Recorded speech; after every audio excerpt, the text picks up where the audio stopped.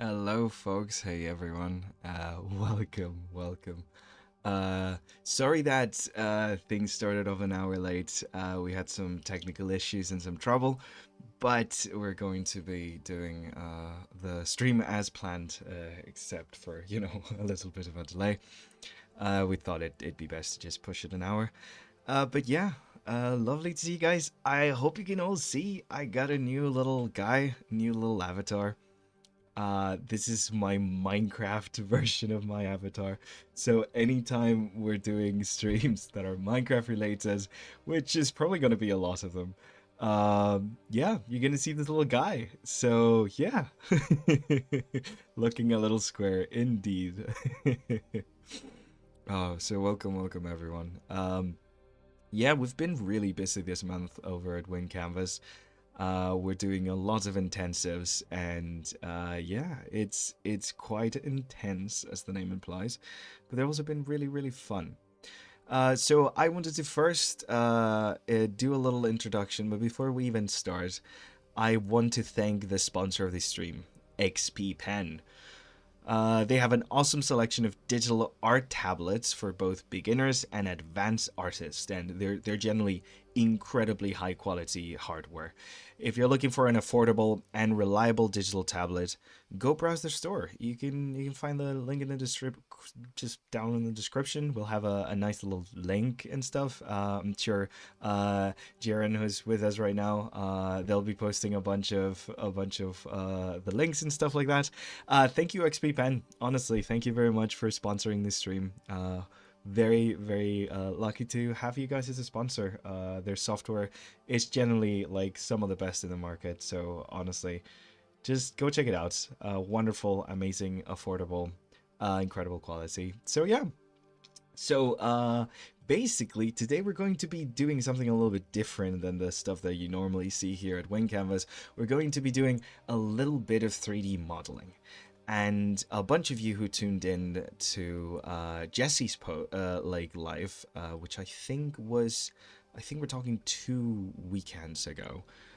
Jessie designed a little creature for us. I gave her a couple of briefs and she chose a specific creature.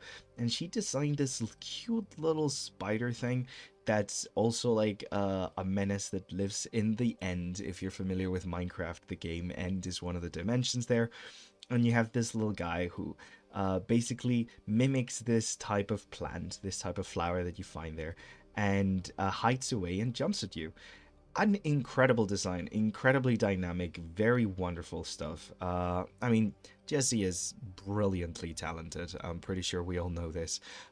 So today we're going to be following her sketch, following her design, and trying to model and texture a version of this creature. And maybe, depending on how much time we have and how things go, we might even do a little bit of animation. So yeah, join me for drawing this little guy. Not drawing, sculpting. So this is a software that I use very often, especially for anything low poly, and I believe it was specifically created for Minecraft. Basically, this software is called Blockbench, completely free to use for anyone and everyone. I think it's one of the most affordable and most easiest, basically one of the easiest ways for you to learn the basics of 3D sculpting and 3D software, and become familiar with how 3D works.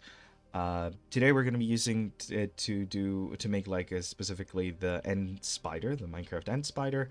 But I definitely recommend this as a beginner-friendly software if you're wanting to dip your toes a little bit into 3D, but you do not want to deal with something like Blender or, God forbid, Maya.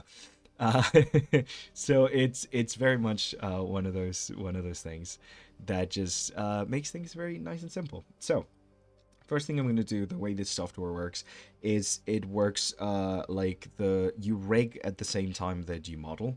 And the rig is set up to follow out folders. So I'm going to start by creating a folder and calling it the end spider. And here's where basically the entirety of our model is going to fit in. So given that this creature is going to have to fit within the constraints of this block, we're going to have to try to mimic the size of the existing block for Minecraft. Good news is that Jessie gave us a bunch of references here. She used the chorus flower as a way to reference this model. So we're going to use these these pixel counts in order to first replicate what a chorus flower looks like, and then we're going to move on to designing the creature. So I'm going to start with the chorus flower first.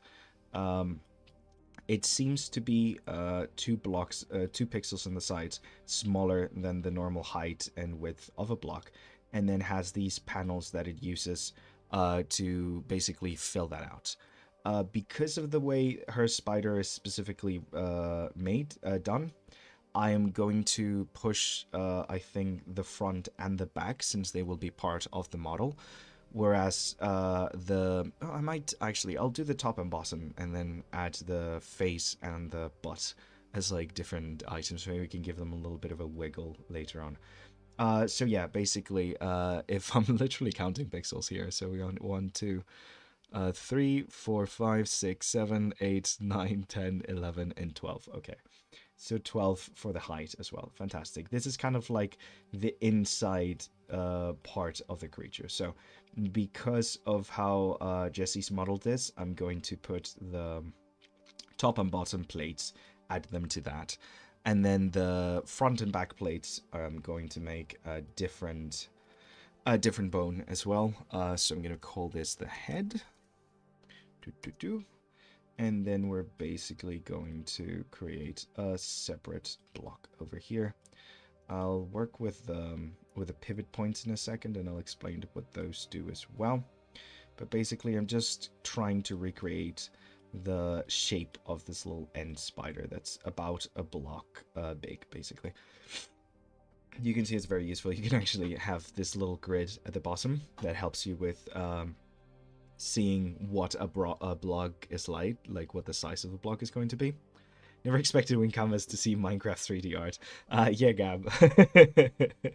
Honestly, me neither. But when I suggested the idea of doing this, they were like all for it. They're like, yeah, this is like, at the end of the day, the channel is about art and how to like improve yourself as an artist, and how to find whether a job in the industry or like you fulfill your passions within the art, the media of art. So yeah, this is like a way of pushing that completely out of the mold into a completely different direction. So yeah. But yeah. Also, sorry, Mr. Half said, learning Blender. Oh, good luck with that. Yeah, you do need a pretty hefty computer, and even then you'll get plenty of crashes. But yeah, no, I definitely wish you the best of luck. I am not very good at Blender myself. It's an incredible software, and I've worked on film productions where they've used it quite effectively. But yeah, it's not very much a software that I'm very comfortable using. So I don't think we'll be seeing any Blender tutorials, at least from me, in the near future. So an aspect of how Blockbench manages its rigging, basically, every single bone has a pivot point. And part of the way that the whole thing works is that the pivot point is the center of rotation, basically. If you have a folder within that folder, whenever you rotate the one outside, it'll rotate also the things that are inside, and the pivot point becomes the center of that rotation. So you got to make sure, as you're building and sculpting things, if there's going to be any animation at all, that your pivot points are in the place where you would want them to be. You can see the little things over here. There's also like a center pivot where you basically just click on the thing, and it puts the pivot point in whatever center of mass that that little cube has, basically. And then you just play around with like moving things to the place where you want them to be. You can also just click to do like a more kind of like technical view where you just see top, front, bottom kind of thing. I like working in the 3D view. I I don't know, I enjoy turning my character around and getting an idea of how it's looking and stuff like that. But yeah, basically, oh yeah, it might be because, sorry, Quinn. Yeah, it's because we updated the stream. It was going to start, I believe, an hour earlier, but we were having some technical issues, and we had to postpone it for an hour. But thankfully, it's still happening. We understand if some of you cannot make it to the end, but yeah, no, we're still pushing through and making this work. It's a very busy time of the year for Wing Canvas. There's a lot of going on. The animating creature. So I explained before, this is a free software called Blockbench. You can find it in basically you can find it online, and it's basically free for anyone to use. And it's a software that was specifically created to be used in Minecraft, like for Minecraft stuff. You can actually also use it to create low poly models. It works really well for like any sort of voxel and pixel art kind of model. It's absolutely fantastic. Like, it's incredibly intuitive. It has a very simple rigging system. It doesn't allow you to do the fancy things that a lot of like modern software does, but it's basically it's basically, for me at least, one of the best like starting points if you want to get into 3D. But yeah, so basically we're modeling, by the way, this little creature that Jessie made some concept art for, and I'm just following that off screen. I could also put the image here in the background, but I find it distracting to have it there, so I'd rather have it on my second monitor. Sorry if it makes for a less cinematic kind of view, but because I'm working on my second monitor for the stream, I do get a lot of less space on my screen than I normally would. So yeah. Also, just a little bit of a shout out, just a little bit of a reminder to join us on the Discord. Yeah, Wing Canvas does a lot of different things, and the Discord is the best place to get notifications and updates about everything that's going on, as well as it being a wonderful community that where you generally can just post any of your drawings and share any of your artwork, where we have dedicated folks helping you with feedback and with critiques. It's absolutely great, honestly. If you are wanting to be part of an art community, it's to me was one of the best art communities that I had found, and it's the reason that I'm even here today. So yeah, honestly, it's a fantastic place to be, full of fantastic people. So just yeah, go down to the Discord. It's absolutely brilliant. We have tons of courses that we advertise throughout the year, and we also have a lot of free content like the one we're doing up here. So yeah, that's the little plug for the stream. But yeah, anyways, so basically, this software allows you to do a lot of very simple stuff like this, where you're working with this kind of stuff. I'm going to now basically duplicate this same kind of like bone, and I'm gonna call it a butt, because that is the best descriptor of what this is going to be. It's a sort of a butt, and we're gonna move it back into the butt area of this little end spider that we're creating. Now I'm gonna center the pivot point. We see that we had it right over there. I'm gonna move the little pivot point of the butt 2 down, so it's like right at the meeting point. This isn't going to be very super important, because a lot of the pivot points for these specific bits aren't going to be like crucial to how we animate things, but because because like it's kind of like a solid material. But if we want to add like little bits of wiggle, little bits of like small animations later on, it's going to be quite useful. So again, this is a pretty simple design that hey Joe. Hi folks. It's really lovely to see a bunch of people from my mentorships and my the intensive courses that I've been teaching this past week just showing up. Hello to all of you. And yeah, and everyone who shows up for the who's like a member of the channel and of Wing Canvas and shows up for all the member critiques, and I get to see more often. But yeah, sorry. So it's a fairly simple model, thankfully, that Jessie made for me. That's incredibly cute, incredibly compelling, and incredibly interesting, but also simple enough that I might actually be able to finish texturing it today, or at least do a rough version of the texture, so I could move on to do a little bit of animation. I could showcase a little bit of what this software does. But yeah, it does look like a tennis ball right now, actually, with the colors. You can actually change all of the colors for these. I don't tend to bother because it just randomizes a color whenever you create a new cube. I don't tend to bother. I like the weird Technicolor things that end up happening, but these are like the default textures before we create like we create a UV map, and then we basically just like do a little bit of texture work on it. So yes, okay, so this is going to be legs, left legs specifically. Left, no, these are the, yeah, left legs. So we're going to create a new bone here, and we're going to move it over to the side here, and we're going to create a big group with the legs. Then I'm going to make this individual.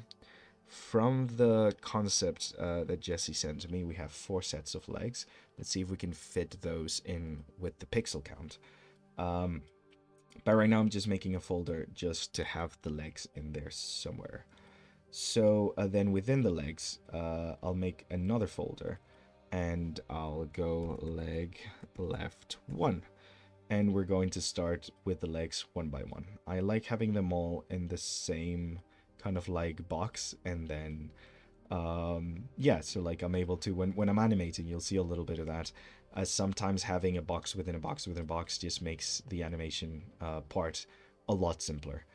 So let's create another cube here, and let's try our best to match the shape of these legs and see if we can even fit the 8 legs. We might even be able to fit more.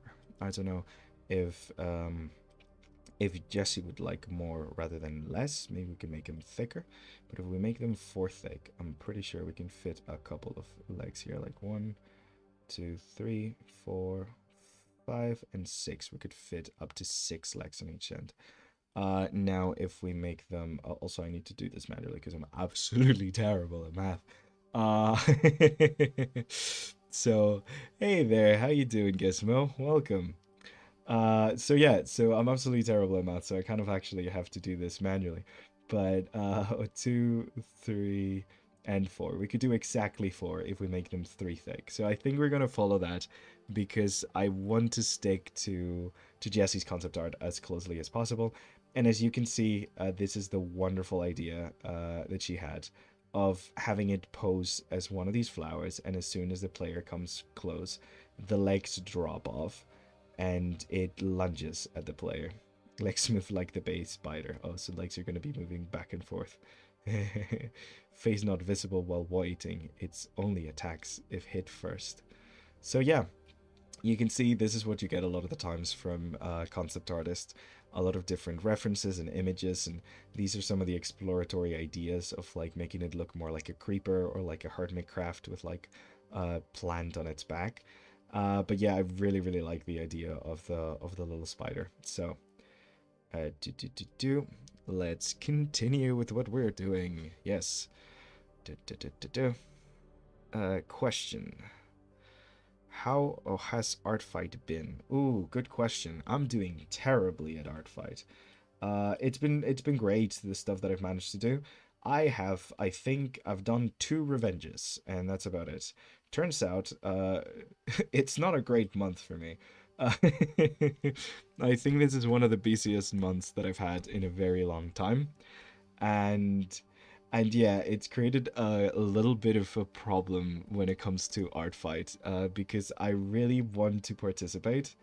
I really wanted to do as much as I could, but so far I've only been able to do 2 attacks, and they were both revenges because I felt it wasn't very nice to not give back to the people that have attacked me.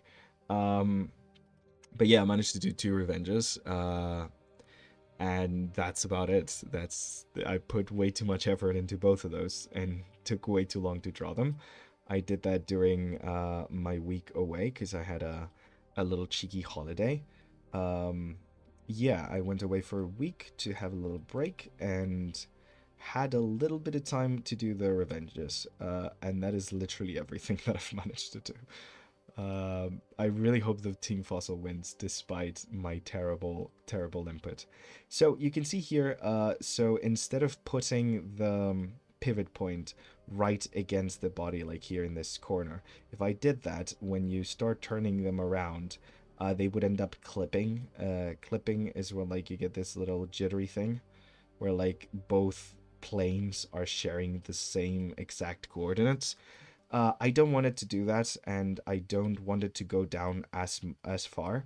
So if I put the pivot point here in this like 4x4 kind of area right in the center there, it means that only the corners kind of like intersect, and when the legs dropped, is going to look a lot more natural and a lot more interesting. So that's what we're going to do for these, and this is just a case of duplicating and moving to the side. You can see the program already like names adds like one number to the end of it, so it's quite simple. I don't even need to rename these, and yeah, we just duplicate all four. We select them and we move them to we move them to the sides, and these are our left legs done. I call them left because the character's looking that way. You can tell by this little arrow here pointing north. That's where your character's looking at. But yeah, basically that's how how we're modeling that. And now we can easily just duplicate all of this and then click the apply mirror modeling here. Oh God, I forgot about this. Gosh darn it. Okay, so the older version, I haven't done 3D modeling in here for a while. The older version had a thing where like you copied when you wanted to mirror something. There's like a whole mirroring plane here that you can control where you're putting it. When you want to mirror something, you basically just like copy and then click mirror. This new one basically has a setting where you set it and then it's mirroring. So I should have just done this while this was on, and then it would have mirrored it. I keep forgetting that. I had to work with a little model. I think it was like actually earlier this month. I had to work with a model for a different thing for a job, and I kept forgetting that. I got caught into that like several times. It's a new update that they made. I'm assuming people like this better. I was just used to the basically just applying mirror modeling at the end and like flipping the model horizontally. That's no longer a thing. So I'm just gonna have to do this manually, or that's either that, or I could just go in here and redo the whole thing. But that means doing it again anyway. So yeah. So I'm just gonna do this manually. I'm just gonna basically duplicate one of these legs and start the whole thing over again, basically. So let me create another folder here, and these are gonna be legs right and then we're going to put this into legs right. So let's make sure we have our pivot points where we need them. Let's move this all the way to here.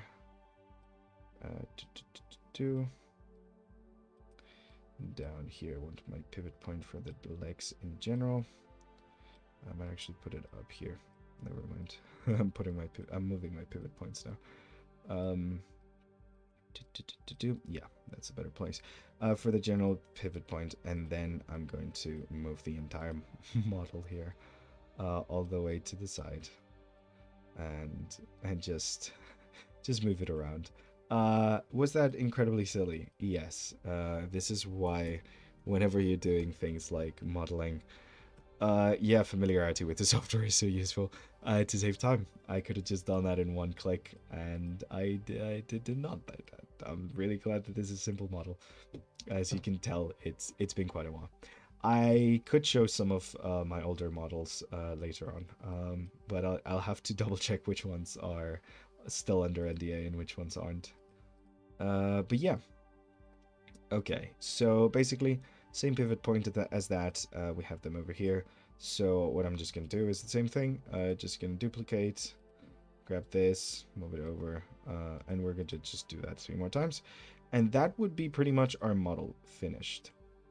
It's a fairly simple model, and there's not much going on with it. It's just trying to replicate a block, and what Jessie did was just recontextualize the block as a creature, which was absolutely genius.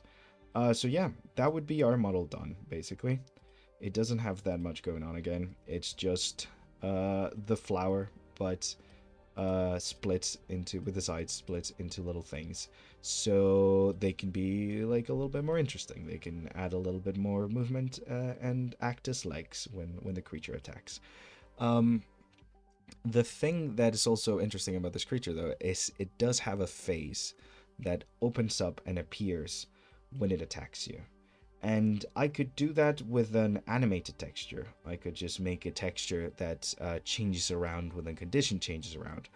But I think it's going to be more fun, especially for today's stream, if I try to just... and this is like going outside what vanilla Minecraft usually does. But... sorry for that. I still have a bit of a cold. So I'm gonna go a little bit outside of what vanilla Minecraft does, and I'm going to create a couple of planes on the face part of the model for the eyes and the mouth, and I'm going to animate those to open and close, because I think that's going to be quite fun. We can even give it a little bit of a blink. So yeah, this is very much not the vanilla Minecraft way of doing things, but I think it's going to be a very fun way of doing things. Eyes within the face, then within here I want to create another bone. Actually, let's move this bone to the front. Is that the surface? That's the surface. Fantastic. Then let's call that left. Eyes left, actually. Eyes left. And we move it over a little bit to the side. I need to reference really closely exactly where the pixels are going to be, but I'm literally just going to be creating 1 by 1 pixels here for the eyes, the way that Jessie concepted them, and I'm going to just extrude them like barely a millimeter off of the thing. So you're gonna see like there's like the meshes are fighting right now. There's a little bit of sea fighting going on right here. That's gonna change it a little bit. I just need to figure out exactly the pixel position. So that's 1, 2, 3, 4, 5. So 5 from the top, 1 to the side. 1, 2, 3, 4, 5. Perfect. So this is where the first eye is gonna be. And what we're gonna do now is in the position, we're gonna make it -8, 8.1. And now it means that just a tiny little imperceptible amount, it's popping out. So there's no longer going to be any sea fighting going on. Also, I should have put the mirror modeling on while I was doing that. Oh, well. Okay, that's fine. I'll just... I guess I didn't learn my lesson. Let's just do that. That's fine then. Okay, so for the eyes, I'm going to put them under like individual bones as well. It's a lot of painful things like that where you're putting things under things and there are other things. It might not make sense right now, but it'll make sense once we get to the actual animation. Yeah, it's a lot. So that's a Y. I left 1. And then we're gonna do that with a bunch of them. Okay, this one goes in here, and for I left 1, we want to make sure that the pivot point is we're going to have this, because if we move it 1 over, it's not going to be in the center. I can see if I can, yeah, that'll center it. Okay, perfect. Oh, what happened here? I did something weird. Okay, so I center, there we go, perfect. So yeah, I'm just gonna center it within the eye, basically. That is not very centered, sir. Okay, I'll just do it manually. It's okay. So I1, I'm just going to move it to minus 3.5. Actually, it was minus 4.5. Bloop. Oh, why is this happening? Something weird going on right now. This is the fun thing about technical stuff. Sometimes you do things, and those things that you're doing break everything. Minus 4.5. Then height, it's going to be a 9.5. And then depth is going to... Actually, I'm going to keep it at the... I'll push it front. I want the depth to be here. There we go. Fantastic. Okay. So, because I'm mirroring the thing, we should get the exact same opposites on the other end, which is perfect. Okay. So, this is this eye. Let's put this inside here. And then duplicate this eye. And then just move it over one entire... Oops, not that. What do I keep doing that? Move it over one entire pixel. Nope, sir. Okay, well, there's a glitch going on with the duplicate thing. I'm just not going to touch it. I'm going to do it manually. Yeah, welcome to 3D. Things happen and you're like, why is that happening? And the computer's like, I don't know, you figure it out. Anyways, happy little moments of 3D with pain and suffering. Okay, so that's number 1, that's number 2, that's number 4. What is number 2? What is number 1? Is number 1 even a thing? Nope, it is not. Okay, cool. Something is going on with this very technical thing that we are doing on stream. Okay, 1, 2, 3. Let's just mirror this one, duplicate it, and slide it right down. Okay, that is what the eyes are supposed to look like for this fella. And let's kind of do the same here with the eyes left. Okay, let's delete this little guy. And this is going to be eyes right. We'll rename this eyes eye right 1. And then we just duplicate this little guy and move it along. Imagine if this is the amount of work that it takes to make one of these normal things. Imagine what like a really big model takes. Yep, it's a lot. But once it comes to life, it really has like no price. So those are the eyes. We're gonna basically do the same thing with the mouth. And what I'm gonna do is just duplicate this and call it the mouth. And I'm just gonna delete a bunch of them and just use one of them as like my point of reference basically, because this is just going to be the mouth, and the mouth is going to be fairly simple, but I want to keep that same extrusion point, so it pays me to basically make sure that this sticks around the same. So we're gonna do this as a whole, like as the same shape. I just did something. Okay, we're gonna do this as the same shape. Sir, that one. Okay. Hello, work with me, sir computer, thank you. Okay. Gosh darn it. You forget how annoying 3D sculpting is. Okay, so that is the main shape, and then we're gonna give it two little things to the side. So there's gonna be these two little pixels just to the side. I'm doing pixel art through the modeling right now. Again, this is not very vanilla. This is not very normal Minecraft thing to do. I'm gonna call this mouth 1, and then I'm gonna create a second bone here called mouth 2. Again, just to give me certain options when it comes to animation if we get there today, because I do want to kind of showcase a little bit of what animating in this software looks like. So with these pivot points, let's just make sure that it's there in the center. That's fantastic. Okay, so basically this is our guy.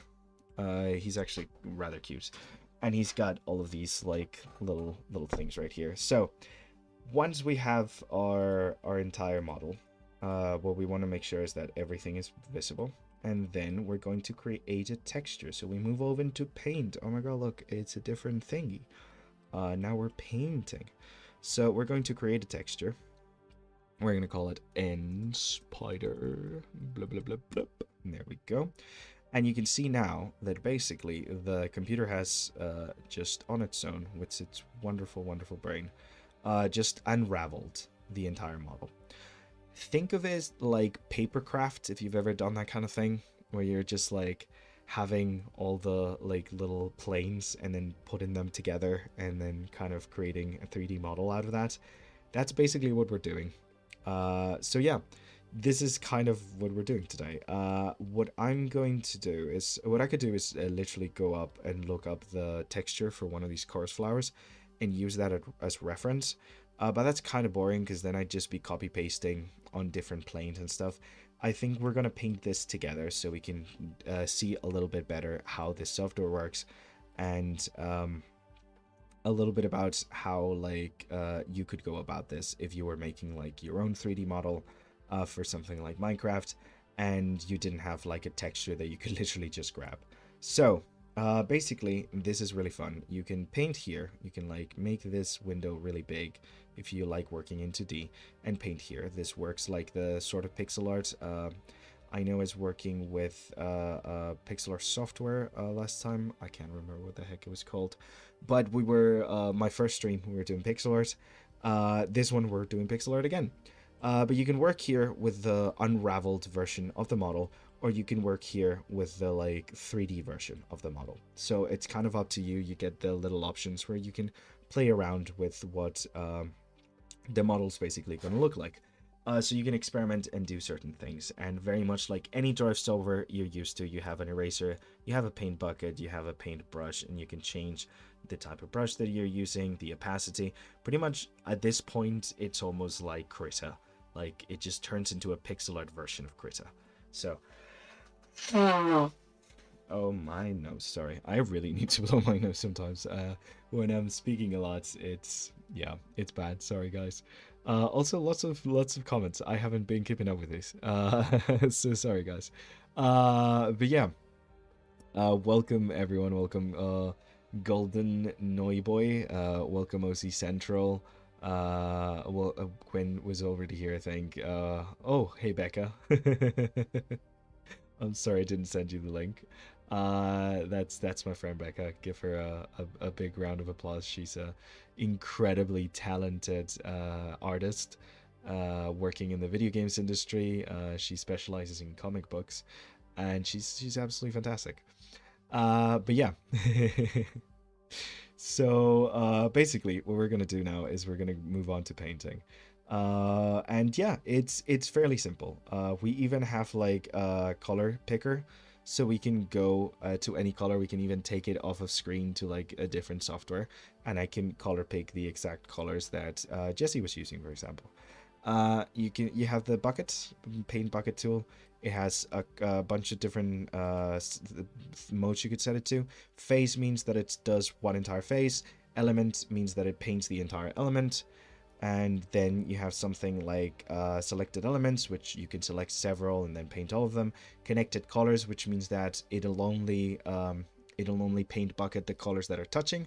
And with colors, it means that it'll paint bucket all of the colors existing within a phase if you paint bucket here, or the entirety of your UV mapping if you paint texture mapping if you paint it here. I'm gonna just go with an element picker right now to just give this guy a little bit of color. I'm gonna make him a little more purpley. But yeah, I think I'm not gonna spend a long time today going over going over the texture and trying to make it look as accurate to Minecraft, and I don't wanna go and basically just rip the Minecraft texture and just copy paste it, because that's not going to be very compelling to watch. So what I'm going to do is I'm going to look at and use this as a reference and imagine that the block doesn't already exist, and kind of try to approximate it in a more kind of cartoony tone as well. Because basically I just want to get a little bit of texture done so you guys can see it, and then do a little bit of animation, because I think we can fit in everything today. And once you see the guy textured and animated, it really is quite the quite the fun thing to do. So yeah, I'm gonna take over Josh's animating hat. I'm gonna put it on and do a little bit of animation today. Do, do, do, do, do. Happy to be lurking around. Happy that you're here, Becca. Becca was wanting me to play Minecraft instead of doing this stream, so you know, if you guys absolutely hate what you're saying, just let me know and I'll go play Minecraft with Becca. Have a nice fun time. Uh, do, do, do, do, do. Can't wait to see the little creature moving around, right? Also, thank you very much, Kevin, and thank you very much, Jiren, again, for like being here. These streams cannot work without their support, and generally, like, they're amazing, and they're like, all of this is happening because of them, because of all of their setup for each one of these streams. They make it as easy and simple as possible for us to just come in and hop into a stream directly and just get to doing what we do. So generally, thank you very much, guys. You are amazing, and it is so awesome to have you. I can add a creature to my server when it's done. Yeah, honestly. Oh man, I need to get better at coding, just so I can like pop things into here like this. Okay, so let's take some of the white color and let's go with a little bit of extremes. You can see the same kind of like ideas that I use for like when I was doing the kind of like pixel art over in the other software. It's kind of the same ideas that I'm using to do pixel art here. You're wanting to work starting off with like big shapes and then carve those out and then add the little transitional details on top of that. But you always want to work from like more general to like more specific. You don't want to start just going from one shade to another kind of thing and doing all of these fancy transitions. You just want to start off with big shapes. I guess it's kind of the same way that you work when you work in other mediums of art, really. Like, you start with the big shapes and then you go to the small ones. So yeah, big to small, big to small. But yeah. Just a little bit drink of water. Oh, that's nice. Yeah, maybe we need to I remember when my friend Becca, who's in chat right now, she used to stream a bunch doing video games and playing video games and stuff and playing around, and she had a thing, I think because it was on Twitch, we had a thing where like people could like click on a thing in order to remind her to drink water or something. That was very fun. I might need one of those, especially when I'm sick, like a reminder to blow my nose or something. So yeah, I'm basically just like looking over at like the overall shapes that these kind of like flowers have, and then I'm basically just gonna copy paste this same shape of this flower on the three sides. But I wanted to get a little bit of an idea of what this kind of like flower looked like. Again, not just wanting to rip the design like full front from like Minecraft, because I think it's more interesting to see it kind of like slowly come together like this, and in a more like cartoony kind of way. It's always fun. But yeah, so like you have this kind of like flower who has like a little bit of a gap in the middle, and this middle we want to make it like a little bit lighter, but close to this purple, basically. And yeah, it's basically trying to be like a blooming flower. Basically, the idea is of it being like this like big blooming flower. And we're going to copy that same texture to like all of the sides. Normally, when you're working on like creating anything for Minecraft, you start with the like big shapes like this. You might even work with less values that I'm working with right now. And then you add a lot of noise and a lot of transitional values at the very end. Once you already have those shapes, that's when you kind of like add texture. I guess it's a little different than when you're doing like more 2D pixel art, because a lot of the ideas of like you do tend to get more complicated kind of like value transitions and a lot more texture to everything that you're working on. But at the end of the day, it's still kind of pixel art. You're still using those same basics where you're going from one thing to another. You're going from big to small. Do, do, do, do, do. Yeah, get yourself a wee hydrate button. Yeah, exactly. You need one of those IRL. Jiren just needs an IRL hydration button. Honestly, yeah, I need that too. Like the amount of hours that some because I tend to be good there and I tend to bring myself like a nice big water bottle whenever I'm sitting down to work for hours. But I get so into what I'm doing and so distracted by what I'm doing that it often just sits there and like it's not up until like someone calls my name or something that I'm like, oh yes, water, yes, important, actual source of life, should probably have some of that. But yeah, okay, so you can see here is a good example. You can see how, like in this 2D version of the texture, these things are starting to like separate a little bit, and that's because the way this works is that this texture is very much unraveled. This is the front side, this is the top side, so it almost seems like a little, like I said before, like a little like papercraft kind of thing. This is the bottom side over here. So what we can do now is that we can grab this whole section here and we can copy it and paste it. We can also work with layers, as you can see here. You can work with layer setup. If we do this, suddenly that is going to appear here in the butt of the spider. So we could just copy that and paste it. It can have the same direction. Actually, I might flip it around, I think. Yeah, so it has like a little bit more variation. It's not really important. We're barely going to be seeing this part of the spider anyways. But yeah, it's just a fun little thing that you can do. It saves you a lot of time to work within both 3D and 2D. Sometimes if you're working just in the 2D version, you might get wrong where some of the things are. I mean, you can see most of it I colored the same. So it kind of can get confusing. Whereas like if you're hopping in between the 3D and the 2D versions of it, you do get to see that, like you get that little bit more back and forth. So yeah, definitely an asset to have that little jumping between. Decided this should probably be a little darker, but yeah. So we're just gonna copy this same motif to like all of the sides, because we're hitting on the hour mark and I do want to get to a little bit of the animation. So it might be a little gremlin.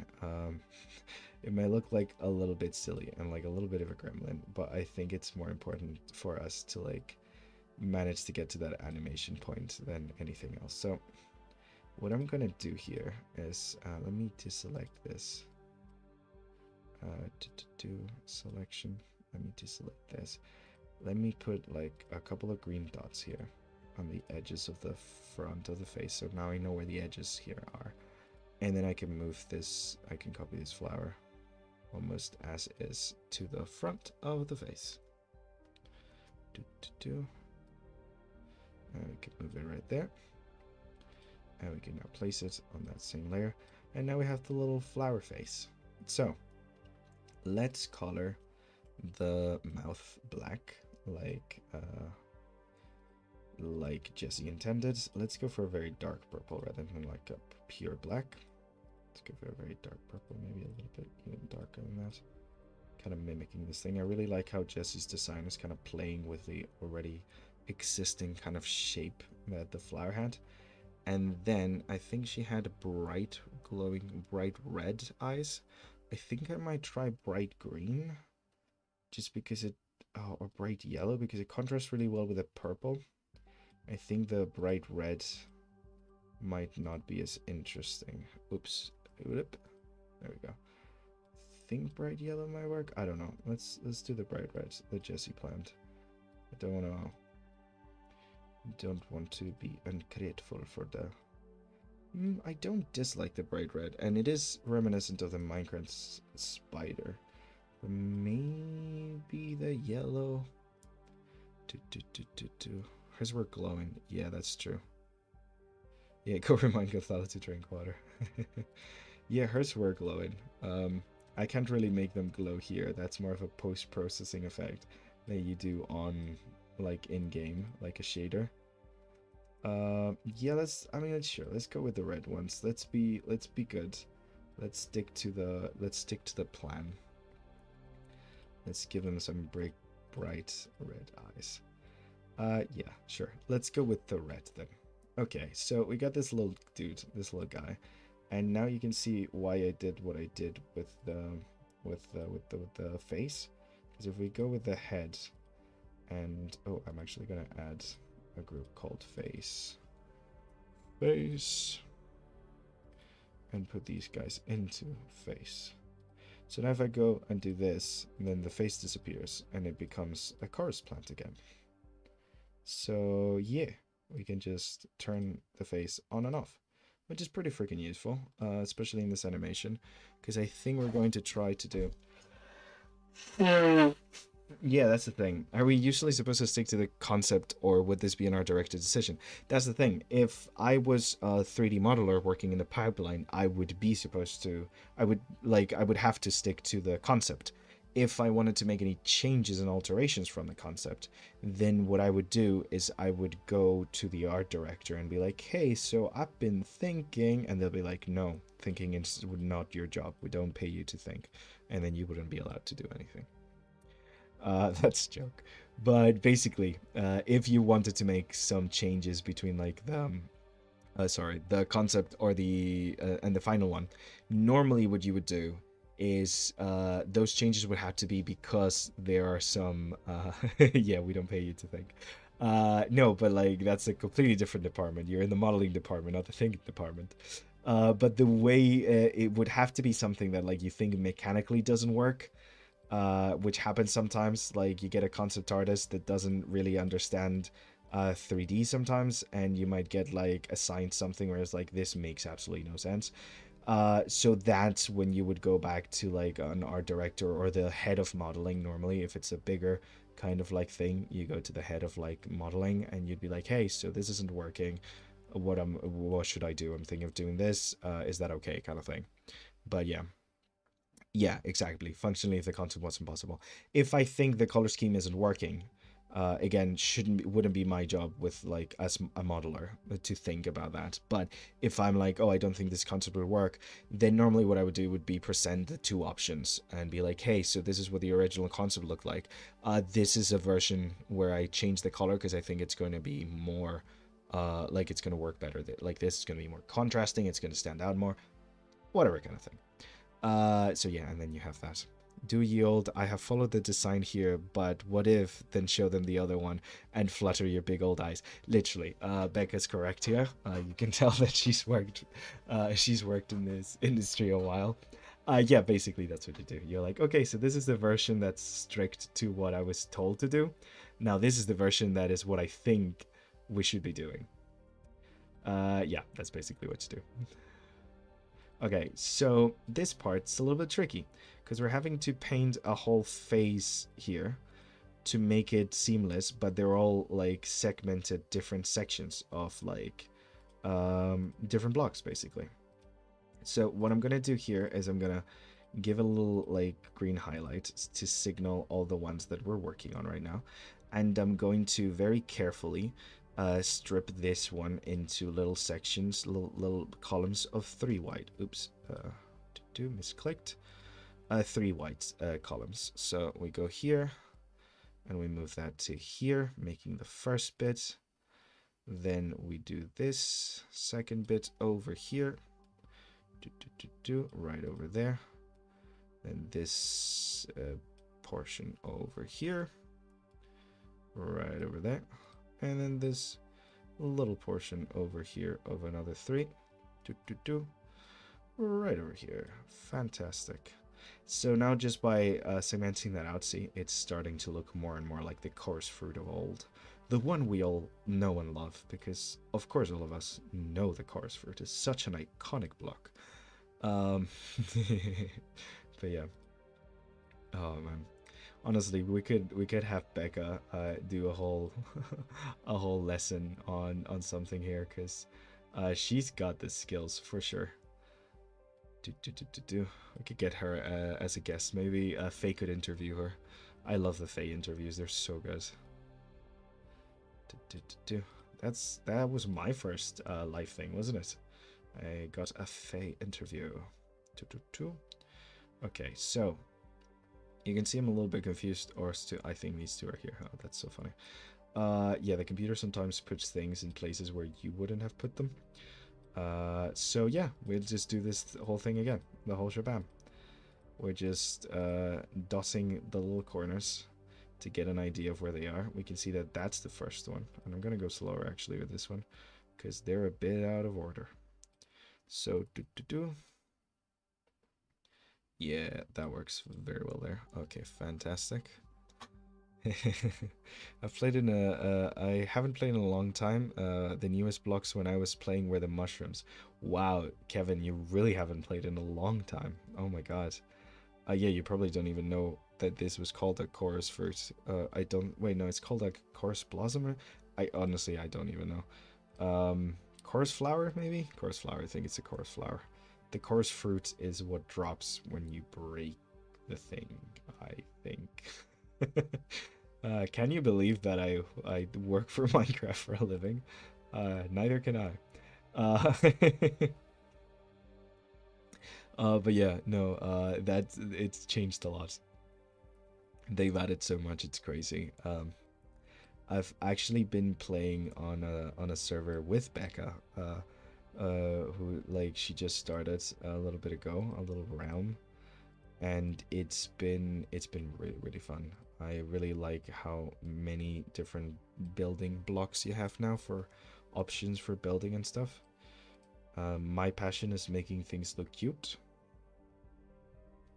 That is what I live for within the game of Minecraft. I just want to build cute little buildings and make everything look nice. So yeah, it's been really, really great.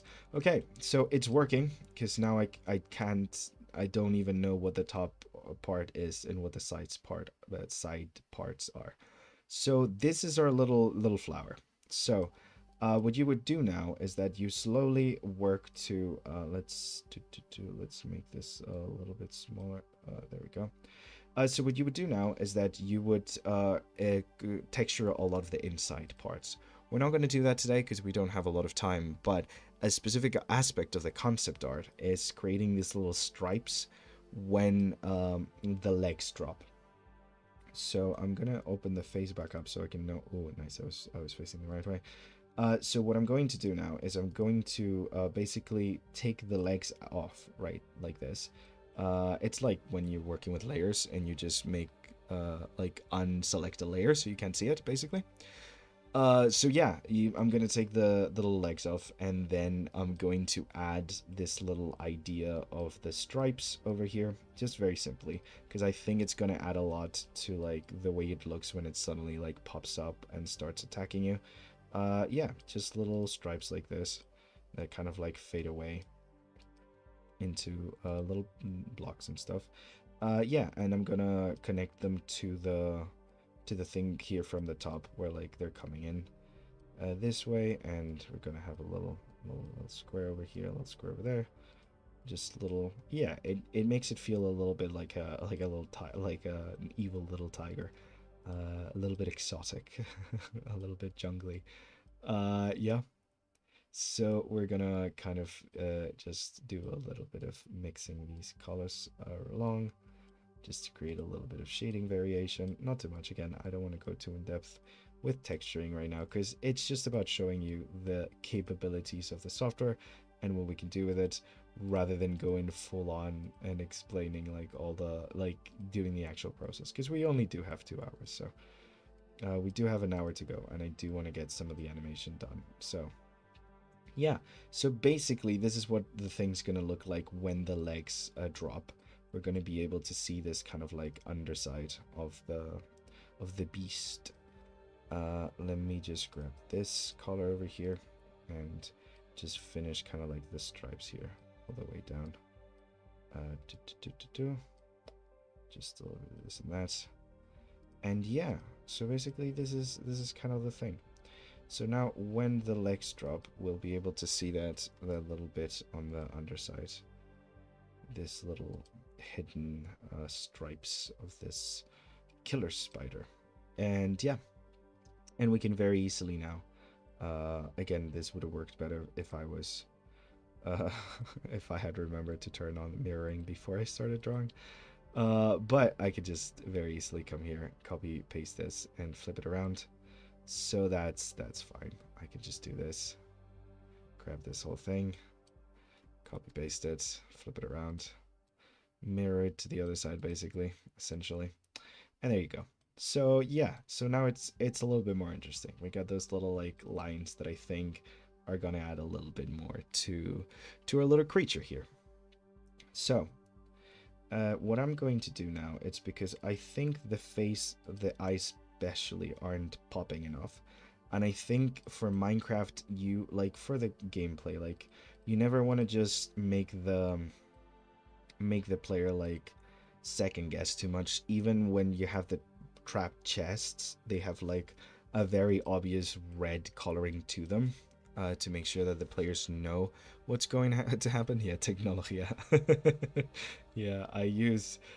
You can see I'm a 2D artist at heart, because I basically just hammer the 3D into doing what I wanted to do instead of actually using the tools that I should. But basically what I'm going to do is I'm going to kind of like darken the area around the eyes and the area around the mouth to kind of like make it stand out a little more. Again, yes, we want it to be disguised, but I don't think Minecraft would actually make it so that you can tell them apart. Not even Dark Souls does that with like mimics and stuff like that. Like they have that little mob that looks like a chest, and they don't even make it like look completely different. Also, darkening around the eyes would definitely help with like making the whole thing like stand out a little bit more and look a little bit better in that sense. So yeah, so a little bit of this, a little bit of that. I'm gonna lighten these colors a little bit, just so they're not as harsh.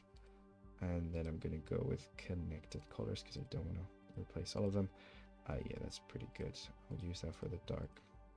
And then lighten it up a little bit for these ones. Maybe a little bit more, a little bit of hue shifting upwards. Yeah, that's nice. Oops, coloring the wrong things. But yeah, so just a little bit of that to give it a little bit of depth. You can see it's not this exact same as the rest of the things, but it kind of does give it a look like there's something sleeping in there. And yeah, it's not, it's a bit more obvious and it's a bit more noticeable. But I generally think that Minecraft would make it a little bit more noticeable. They wouldn't just have it look exactly like the block. I think it's a little more interesting as well, because then now when we do the face, which is somewhere, this is such a small screen. I am not used to working on such a small screen. Let's go to the edit screen. There we go. Now when we add the face, you can see that it like pops a little bit more. It's not as it's a bit more contrasty with the stuff around it, so you can see a little bit more of it. I'm gonna change the design slightly, and don't hate me for it, but I'm going to move the mouth up a little bit. I think it's gonna look cuter, and I know it's supposed to be an enemy, but it's a tiny little enemy, and I kind of want it to be a little bit cute. So head, face, then let's go into mouth, and let's just move the mouth up by one little block. Yeah, now it looks like a little grumpy boy. I like that. I like that a lot better.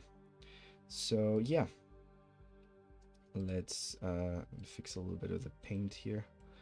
Let's do this. Let's add a little bit of that dark here back. And yeah, and basically this is kind of it for the texture.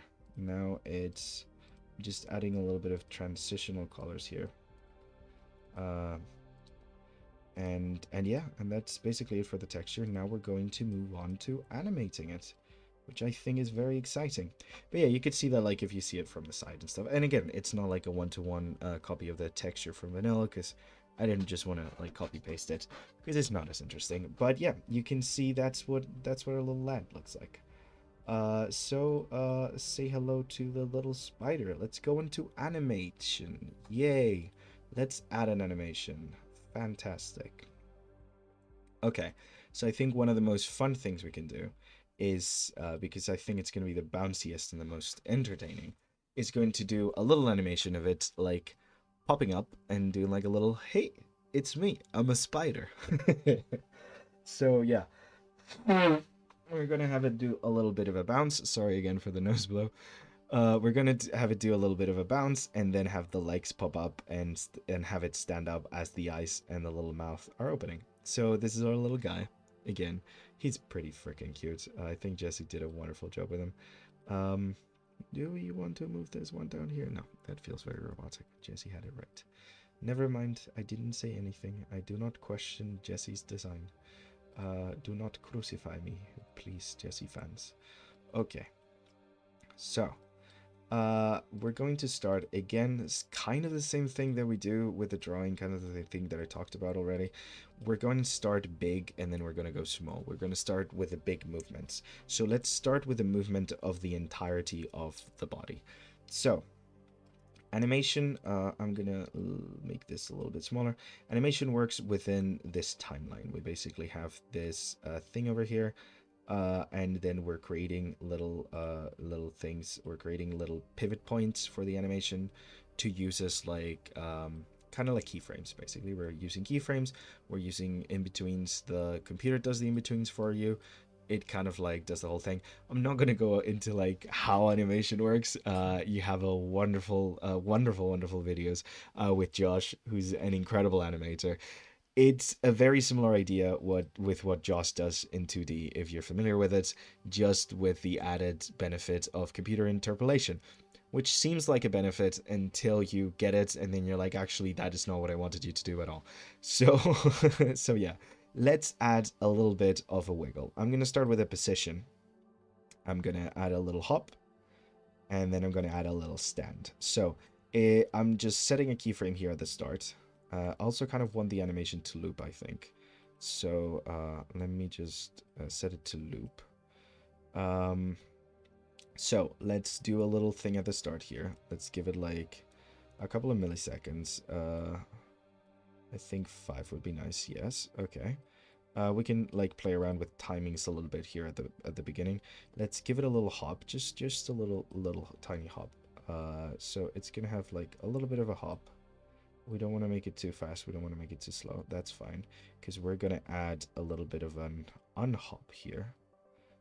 So whenever you do something, you want to add something called anticipation, which means you are doing basically getting ready for something to happen. So what we're doing here is I'm going to have it go down for like a couple of, like, just like like a little 20th of a block. So now when we see it, it just goes down a little bit and then it comes up. Bloop. Fantastic. Okay, so it's gonna squish, then it's gonna stretch. The stretch, I think I'm wanting to stretch more. Like, let's make it even more exaggerated. So it's gonna do a little bounce up like that, and then it's gonna settle a little bit over here. I think with just a couple of seconds later. So it's going to just bounce up and then settle. And then we're going to add the settle here. And the settle, I think it's going to be like 1.5. I might change these numbers depending on the rotation of the legs and what the height ends up being. But yeah, we got this little bounce up. So it's like, it's stationary. Let's actually move all of this like 1 whole second out. So we get a second of it being stationary before it moves. So then it gives us a little bit of a moment to read it as a plant before it then hops up. So what I'm going to do now is I'm going to just round these out by making the interpolation smooth, which means there's going to be a little bit more of a bounciness to the whole thing. And then I'm going to add a little, like, I'm going to stretch it to 2 after it settles. So we can have a little bit of a, yeah, perfect. And then I'm going to add a little bit of back and forth again to the settling. Yeah, sometimes you want to once... Oh, I'm doing hand gestures. I forgot I don't have a camera on. Once something starts, you want to make it go up, then it'll settle a little bit in its movement and like add a little bit of back and forth until things like come to a stop, basically. That happens with motion a lot. But basically, I'm going up here in the first extreme, then going down, and then I'm gonna add a little here, where like I just move it to 1, and make it settle in 1. So let's see how that looks. Yeah, something like that. Fantastic. I might even give it a little bit more time to settle to make that movement go slower. It goes like that, and then it just sets. Dope. Okay, perfect. Now let's play with the timings. I think this is a bit too slow. I wanted to pop up a little bit more. I think that's more fun. A little bit of an anticipation like that. So this is the bottom. Let's anticipate and then pop up even closer to here. So yeah, see, that's a bit too violent. We might want to play around with that. And it's always important, like when you're doing this kind of thing, to start with the big shapes, because if I were to have to change this afterwards, it would be an absolute pain, because the rest of what I'm animating now is going to rely on this first motion. So we want it to like suddenly jump up and settle into the spider mode, as if you were. So for the spider mode, I think I need to bring it up a little bit more. I don't think the legs... Let's actually test that. Let's look at the legs. Let's put the legs down on the ground and see if we... Wrong vertex. So if we put the legs out of the ground here, yeah, we're gonna want to move those up. Even if we do like a shallower one, like this, where we just move them like here. Yeah, so it settles down here. We definitely want to settle. We want it to settle up a lot higher, basically. Okay. So let's change this around a little bit. So it's going to go up. We're going to push the up a lot higher. Then when it's coming down a lot higher. And then it's settling a lot higher. There we go. So now it's coming up and settling. Okay, fantastic. That's really good. Now let me delete these because I don't actually want the legs to do that. Okay, so now we got this overall motion. I think that's pretty good. And the thing is settling here. Let's even add another like... So I don't think I've ever used the word settle so much in my life. So let's do a 3.2 here. And make it like raise itself a little bit. No, not that much. Let's do a 3.1. 3.1. You can see there's a lot of numbers here. It's yeah, it makes animation feel very weird when all you're doing is inputting numbers sometimes. But yeah, you see that a little bit of like a little wobbly thing at the end. The little like settle into the motion. I wanted it to feel a little bit like that. Okay, so that's the movement. Now we're going to add a little bit of rotation. So the rotation is going to be the same here. I think I want to do a scale first, which is how I add squish here. So this is the scale for the overall shape of the creature. Then the moment it starts going down, I want it to start squishing, and I want the squishing to start a little bit before it goes down. How you squish it here is basically like this. So we're going to have to change the downward... wait, let me do... Let's put this down here, actually, so I can squish... Yeah, there we go. So now when we're squishing it, it's squishing it towards that. Okay, perfect. So it squishes based on, like, the pivot point. So... basically I'm gonna want it to do like a little bit of squish and then a stretch. I'm not gonna do a very... Actually, yeah, let's do an exaggerated one, actually. Let's make this feel very, very squishy. Let's make this little creature feel genuinely squishy. So I want it to start somewhere over here, squishing itself. Then it goes down as it squishes itself. And then I want it to fly up into a little bit of a stretch. I want the stretch to happen a little bit before our final position. So this is going to be, let's set it back to 1. Let's do a little bit of a 1.115. I think it's going to be good enough. Yeah. So a little bit of a squish, a little bit of a stretch. Then it's going to kind of squish again here, just a little after this. A little after it reaches its like maximum height. We're going to give it a little bit of a second squish. This time it's going to squish like this. Oh, I wish I could change the pivot point while I'm doing this. Can I change the pivot? No, because that's going to change the whole thing. Well, that's unfortunate. Yeah, I'm not familiar enough with the program. I'm sure there's a way you can also give like key points to the pivot point. I hope. I'm not 100% sure. Let's just squish it a little bit then, and I'm gonna have to make it go a little bit higher for that, because as you can see, the little squish is kind of like breaking that up. So let's just do 1 for the squish. Let's just make it reset. So it goes up, it does a little squish, and it goes down. I'm gonna want it to stretch a little bit more when it's coming down. This is basically a bouncing ball, by the way. If you guys have taken any of the courses with Josh, this is essentially just a bouncing ball. As soon as it hits the top, we're gonna want it to like start stretching down. Animation 101, yeah. We're gonna want it to have to start stretching down, and that means a little bit more of this. Yeah, let's not make it bigger than the one going up. Actually, let's make it 1.1. And then when it comes down, there's going to be a little bit more of a squish again.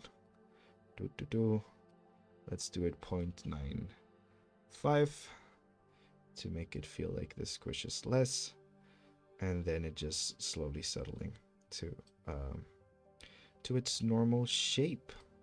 So that's just 1. Fantastic. Let's give it a little bit of interpolation smooth, and let's see how it looks. Yeah, so you're basically getting a little bit of that squishiness, a little bit of that. It's jittering a little bit too much. I think I might change some of the things that it's doing here at the back to make it jitter less. I feel like it's settling there, but that little bounce is a bit too much. This is 3.1. This is 3. Yeah, I think I'm going to keep it at 3. Let's see how that works. It still has a little bit of that jitter. I think that's caused a lot of it from the part, like the fact that the... Oh, sorry. I need to blow my nose again. Sorry, I've been in the sun this morning. I think it just makes me need to blow my nose a little more. I think that's caused by the fact that the pivot point is set to the bottom of the creature. Let's see what happens if we set it back to where it was. I just think the squish is gonna look a bit worse, but let's see just in case. It's kind of a compromise position. Yeah, that's looking a little bit better. It's still doing that little weird jitter. Why is it doing that jitter? So it stretches, it squishes, it bounces back, it squishes, and then it settles. Let's have the settling take a bit longer than that. See if that helps. No, that does not help. It still does a little bit of a jitter. I wonder if it has to do with this. So this is 3.5 and this is 3. This is 6. Okay, let's make you a 4. Let's see if that works better. I think the things are too similar, so it creates a little weird. Oh, okay. What if I take you out and I just go from that to a 3? No, see, there's still a little weird jitter. Might be from something else. A little weird motion there. Go up, and then you go down, and you squish. When it's squishing, it's doing this little weird jitter here. Don't know what's doing that. Okay, so this is the squish, 95. I'll put the stretch right next to it. That's a little better. Okay, we're gonna keep with that because we have 30 minutes to make the legs pop out.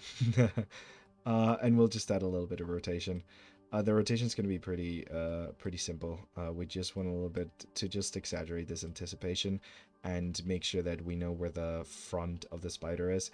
Again, a lot of Minecraft mobs wouldn't really have this like fluid and squishy of like an animation, really at all. But I find it looks really nice, and yeah, this isn't for official Minecraft, so we're just gonna try and make something that looks good. So then here we would have the rotation be a little larger in this way. 17 seems about right. And then when it's landing, let's put you offset you, and then when it's landing, let's make you just do a 5 to like be a little up top, but not too much. Okay, let's see how this looks. Let's interpolate smooth. Okay, fantastic. Yeah, that's pretty good. It bounces up and it settles. There's still a little bit of weird jitter there. We're gonna ignore that jitter because I don't think we have time to fix that jitter. Okay, so we got the little bouncing ball. Very, very nice. Now we're gonna work on everything that goes along with it. So let's start with the easy bit. Let's start with the legs. So let's start with the left legs because those are the ones we can see.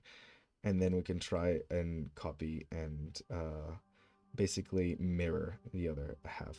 Do we actually have a mirror tool? I'm sure we have a mirror tool. Left, up, bottom. Nope, that's just how to put the sidebar. Never mind. I'm sure there's a mirror tool. There's been a lot of updates. I really can't remember everything. So, yeah, there's been a ton of updates and since I last used this software. But basically, you have the flower. It's standing on the ground, and it's going to start squishing. And when it starts squishing, I want to move the legs inwards a little bit to create this idea of like anticipation for the legs to pop out. So they're going to be moving inwards. And as it's stretching out, I want these legs to pop out so that when it lands, the legs are already out. So I'm wanting the legs to be completely stretched out, like folded out basically, by this point, I think.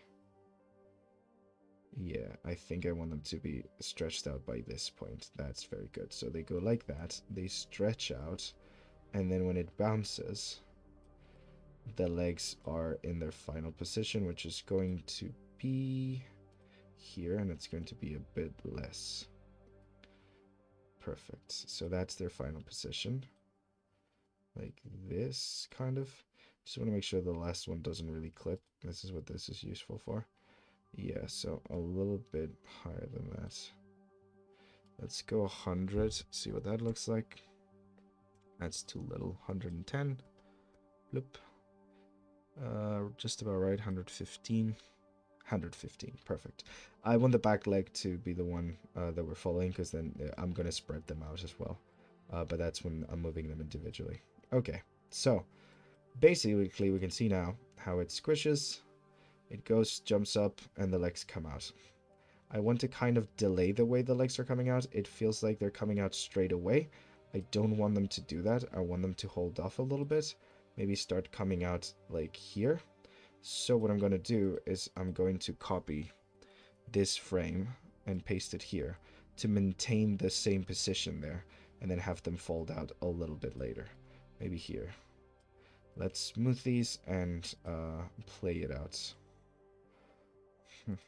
I need to keep these linear, I'm pretty sure though. So they don't get like a weird loopy thing. Yeah.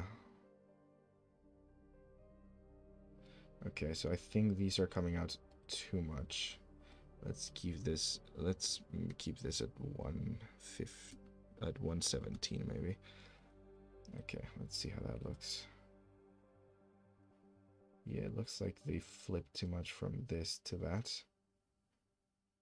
What if we put these closer in? Yeah, no, I don't think that's gonna work. I think we're just gonna keep them to this thing from here. Let's see. Yeah, I think that's a lot better. And now we're going to give them a little bit of a bounce at the end. So what we're going to do is they're going to go... Like, this is going to be our settled position. This is where the legs are going to be at the end. We're going to copy this. I'm going to paste it here. Bloop. I can just Control V, can't I? No, Control C. Control V. There you go. And then we're going to do a little bit of here. We're going to do a little bit of a bounce here where they go back a little. This 115. 115. This are going to be 110. Nope, not 1,010. Just 110. And then this is going to settle here. Okay. Let's see how that looks. Yeah, it looks like, yeah, it makes it look a little too much like a plank of wood falling. So we need to make these exaggerations a lot smaller. 115. Let's make 114. And this is still 115, right? Yeah, okay. Let's see how that looks. It's way too much. Let's make these linear. At least these first two. I think the smooth interpolation is adding way too much. Let's go with S. Okay, let's turn it linear again. Yeah, that's a lot better. That's making me think I could. It's probably the jitters probably being caused by the interpolation actually. Let's change the position here to linear, and that could fix the jitter. Yeah, it has, but it's made it stiffer. So never mind, I think I like it better like this. It definitely fits the jitter. Let's make this one smooth. No stress to the animation though, fair warning. No, not sure if it transfers to the animation though, fair warning. I don't know what you mean, Becca. Could you give me a little bit more of context? Linear. There we go. Okay. Okay, that's looking nicer. Yeah, it's a little stiff at the end. Yeah, I don't like it. Never mind. But yeah, the legs are coming off a tiny little bit stiff. I think I might just add a little bit of bounce to them. Yeah. But, okay. Let's work with the scale of them, because I think that's gonna add a lot. So, as soon as they start coming in, I want to make them a little bit shorter to add a little bit of feeling like they're stretching out. So let's make them, let's actually make them like here. We're gonna give them like normal length. I forgot to do the normal frame. And they're gonna get shorter as they go along here. Shorter, and then as they push out, I want them to, actually let's make the shorter one here. I want them to push out as if like they're growing a little bit. Like, I know they're not, but I kind of want them to do a little bit of like growing and then slowly shrink back into normal spots. Yeah, okay. Let's actually test it without smoothing first. Yeah, that's nice. Blunk. It looks like a little bit of a plank of wood right now. Falling over. Fantastic. Okay, so now that we have this, I don't think we need to change the position too much. I think it's just this. Let's see what they look like with smooth interpolation. Bloop. A bit less planky. How bad was this? I've already forgotten. Yeah, there was too much jitter, wasn't there? Let's do linear for this one.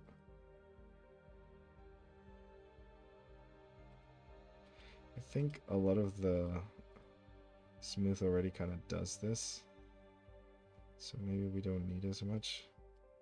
Like this is 115 and this is 115. if we delete this one and put these together, what's that gonna look like? What are you gonna do now? Okay. Let's make the interpolation not that smooth. Ugh, I don't want to go into the curves. So you can go into curves and basically just like make sure that the curves are not as drastic and stuff, but I do not want to go into the curves because that would be hell for me. And we definitely don't have time to go into curves. Okay, let's try linear. We got 30 minutes left. I think we can make it. Yeah, a little bit. Yeah, I think it's the end. Maybe just, let's make this one linear. Delete that little bit of a curve. No, yeah, we gotta make all of them. All of them kind of have to be linear. Yep. That's fine. I think that works pretty okay. And it like stands up, blunk, like that. A little bit. Fantastic. So, now let's go into the fun part. Copy pasting things. Yay. We're gonna copy paste this entire leg thing, this entire leg animation onto the right side, and then we're going to manually basically change the values that make it go to the side, because otherwise it's gonna do that, and we don't want it to do that. So I believe that's the X axis that we need to change. So let's go through the values one by one and change the X values. Do you have any X values here that will change? We do not.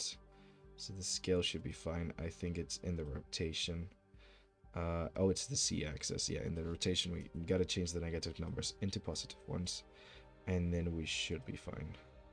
And the positive ones into negatives, of course. So you just got to flip these around. And then the animation should be working. There we go.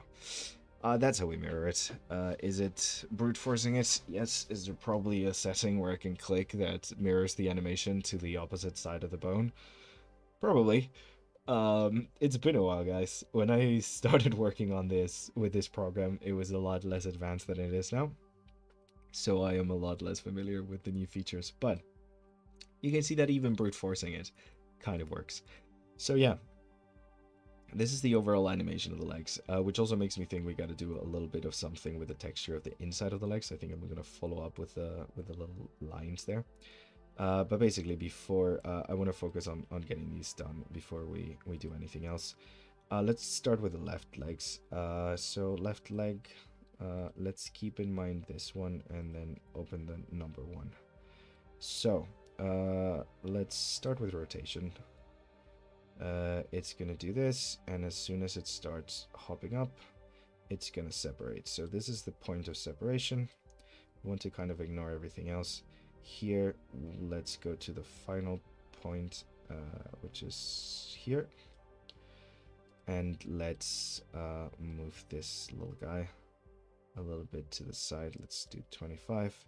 And we're going to rotate this a little bit, which is going to screw up all of our numbers. But that is fine. We're fine. And let's also lower it down a little bit like that.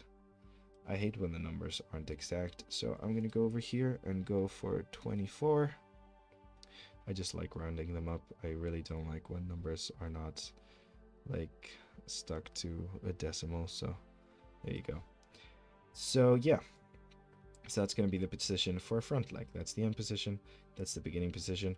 I don't think there's much we need to do other than this. Let's try making it smooth and see if it doesn't break it, everything. But yeah, so basically we just, yeah, actually making it smooth does break everything. Never mind. So yeah, let's just, that's basically what, why is it? Okay, I need to start separation earlier, I think. Let's start separation earlier because it's doing a weird thing that I don't like. Yeah, why is it it's finishing the separation settling like that? It's like moving to the right at the very end. Why are you doing that, sir? I don't know why that is happening. Right at the very end, it should already have moved up as much as it's ever going to move up, but for some reason it moves up more. I don't know why that's happening. I really don't know why that's happening. Sometimes it does stuff like this. Yeah, it really has a mind of its own. Sometimes with 3D, you get stuff like that. This is why, like, you might think 3D animating is easier than 2D animating it. I don't think it is. I really don't think it is. Yes, you gotta know things about perspective and you know, foreshortening and human anatomy, and yeah, that beats this every time. I don't know why the computer is doing this, and it's making it look bad. And I'm just gonna go with it because we do not have the time to complain. So we're just gonna go with it. So now we're gonna look for leg right one. We're gonna paste this and we're gonna do the thing again where we look at the C-axis and we make the C-axis negative.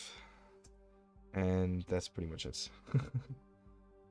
So now, oh wait, no, we also have to make the X-axis negative? Nope, I didn't think so. Oh, it's the Y. I forgot we were also using Y. Okay, so we gotta flip this around. There we go. That's leg number one done. Yay, only 3 more to go. Okay. Leg number 2. Let's put leg up leg number 1 here and basically copy this same timing. I want them to be pretty uniform.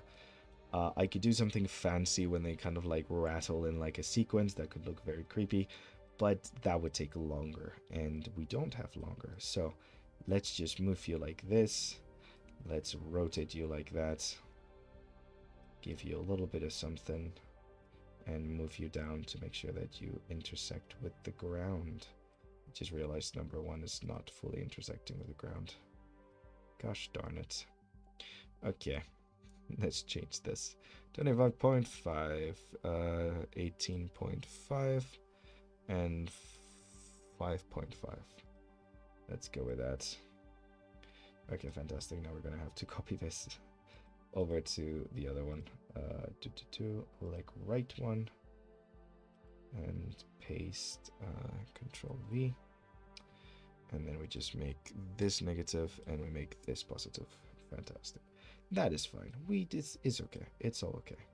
So basically with leg 2, we've kind of done this. Again, I'm gonna kind of like make this a better looking number because I don't like these numbers. Yeah, there's certain numbers that just overwhelm me just by how long they are, and I don't think it's important for them to be that long, so I'd rather like go for rounder ones.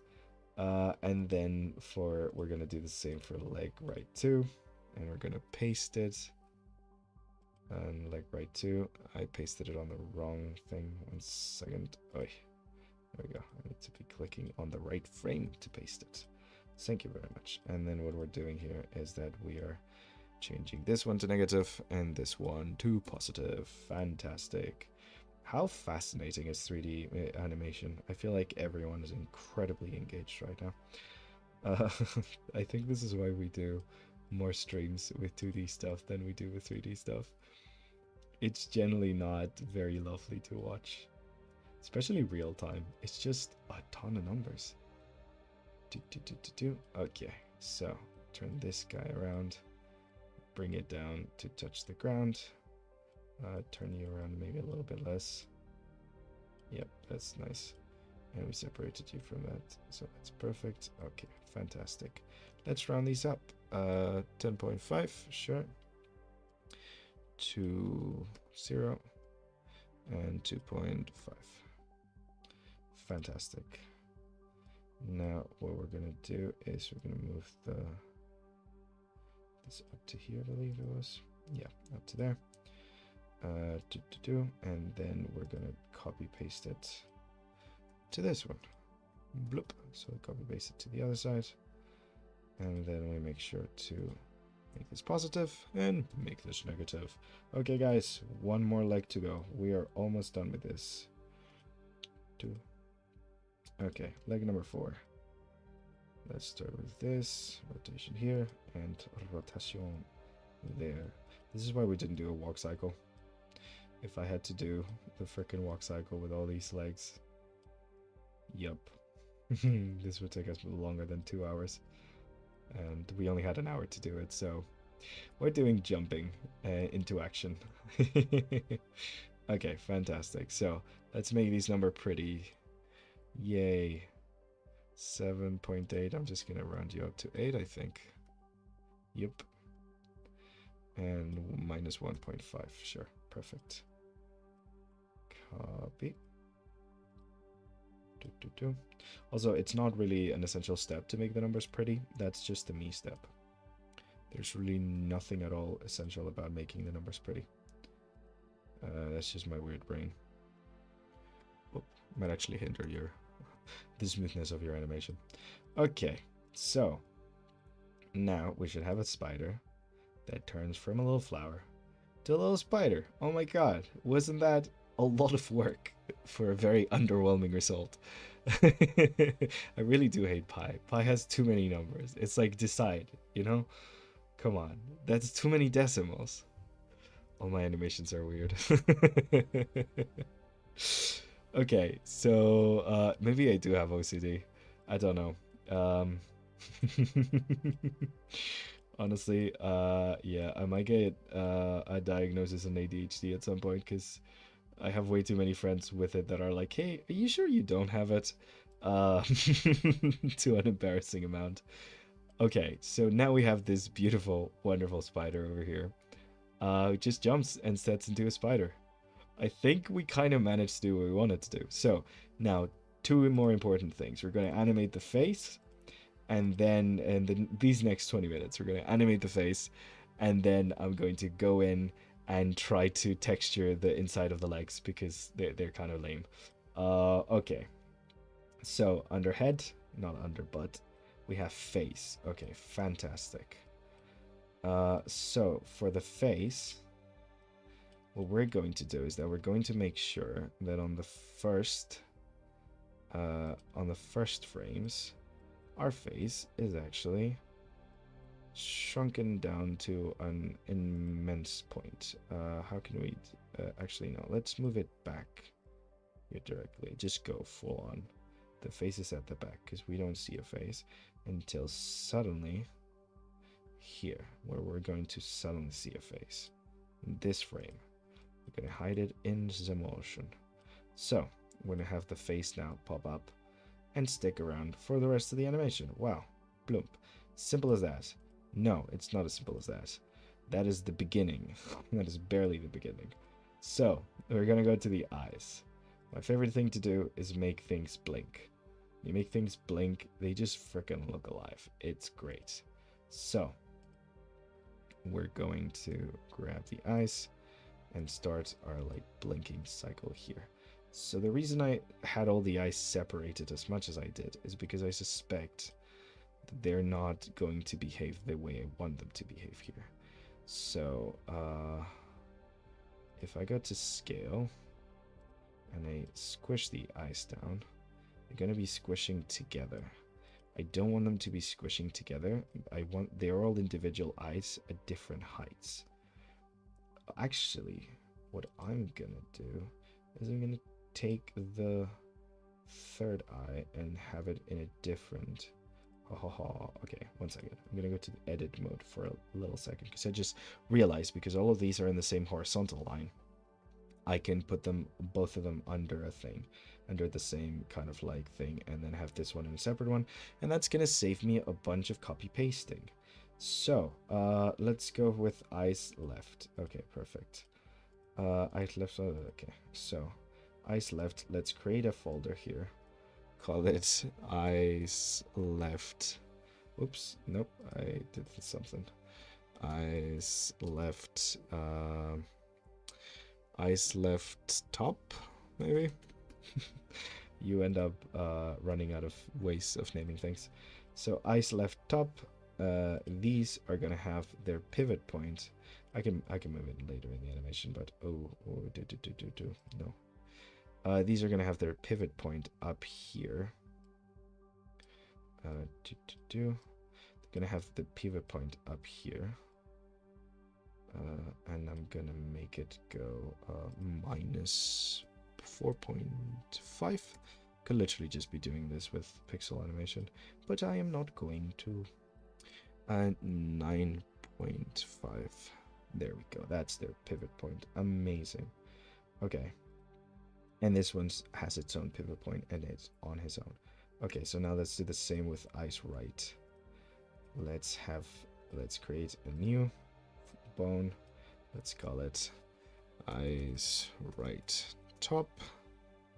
The reason I still want to keep them on their own folders is because not within this animation, because it's not actually important for what we're doing today, but if I wanted to at some point have the eyes blinking independently of each other, it's good to have each one on a different bone, basically, because it means that you can just make them blink on their own.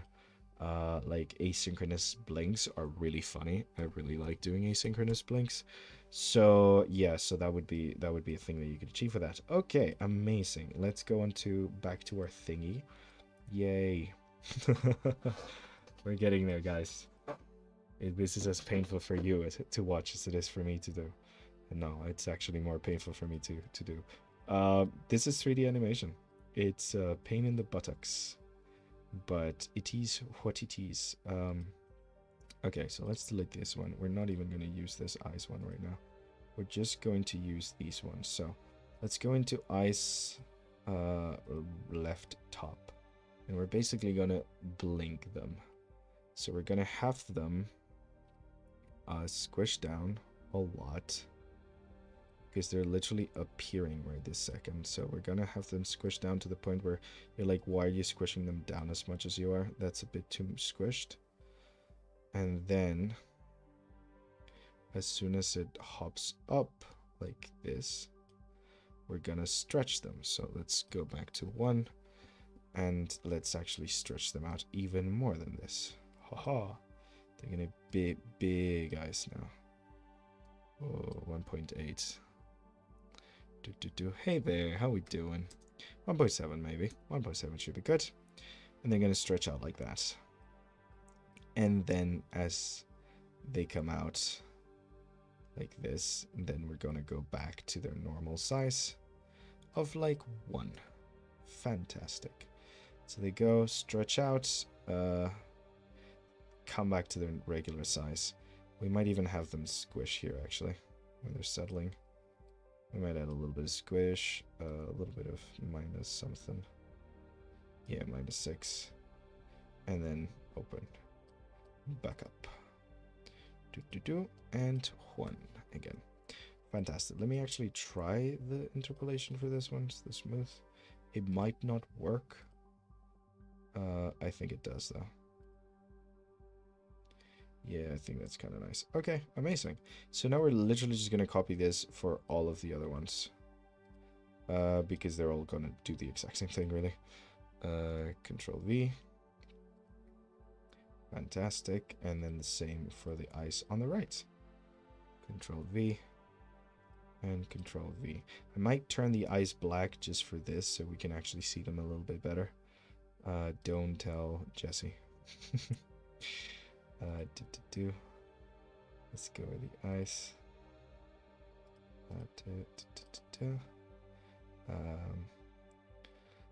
Let's not go for pure black. Let's go for this kind of like. Ooh. Wait, I forgot this one always gets upset. This one. There you go. Let's go for this one and just go for element and turn these little eyes black. Bloop, bloop. I'm gonna turn the mouth a little bit of a lighter shade so it doesn't get confused with the eyes. Yeah, I'm just doing that so I can see them a little better. I think the red's not, because they're not glowing, it's not visible enough. Oh, that's so creepy. That is so creepy. This has gone from cute to creepy very, very fast. But yeah, so that's the eyes. I think I'm missing a couple though. Did I do the... Okay, let's look at all the eyes. Too messy. Okay. So I did eyes left top. I did eyes left bottom. I did eyes right top and eyes right bottom. No, I finished all the eyes. Fantastic. Amazing. So we just kind of got to do the same thing with the mouth. Obviously the mouth isn't blinking, but you know, it's just appearing. So this is our creepy little spider. It's so much creepier with the eyes blinking, isn't it? Oof. Yeah, Jessie would be a fan of creepy, actually. Never mind. Jessie's gonna love this. Okay, so we got 10 minutes left. I'm gonna a bit under 10 minutes left, actually. I'm gonna call it here with the animation, and I'm gonna just go here and paint the inside of the legs, because I don't like how unpainted they are. So let me just do a little bit of a transition here. Between these oops, bloop. Nope, I don't want to. I want connected colors. So let's make that a little bit lighter like that. Maybe closer to that. Okay, that's good. Actually, let's make it closer to that. Yeah, that's better. Because I want to continue these stripes through the legs, because I think that's what's gonna make them look the best. Just do a little bit of stripiness over here through this. Just to give them a little bit of that that individualist thing where like they're gonna pop out and like you're gonna be able to like actually see them a little bit, because I think otherwise they kind of like blend into the whole shape of the spider a little too much. So yeah, just a little bit of this, a little bit of that. But yeah, basically that's kind of like what with the kind of things that you could do with this program. I mean, it's very versatile. It's a lot of work. Like at the end of the day, it's not as pretty as when you do a lot of the 2D drawings that we do over on the channel. It looks a lot more aesthetic and pleasant to actually like look at, basically. While you're doing it, it's a bit technical, and that means that you have to be in a different brain space. But a lot of the times when you are just working on for example, the texturing part, you can kind of just turn your brain off for a little bit and just enjoy doing a little bit of pixel art. He's beautiful. Thank you so much, the Borb. Okay, just a little bit of this here. Just adding a little bit of a transition here to dark with the legs. I'm not gonna go full like noisy here and just like make everything perfect, but I think, oh my god, I did the thing, forgot to put the freaking reflection on. Hey, okay, we got some minutes. Could I be any dum-dum? Okay. That's okay. That's fine. We are fine. We are alive. We are happy. It is fine. I will not cry at my failure to do the thing I've talked 50 times about how we need to do. No, it is okay. Okay, so copy you, and paste you over here, and then flip you over. Fantastic. Yeah, normally texture absolutely everything, every inch of it. Do a lot of like really nice transitions and like make sure everything's blending together. Today we're working with the low poly version of it, I guess.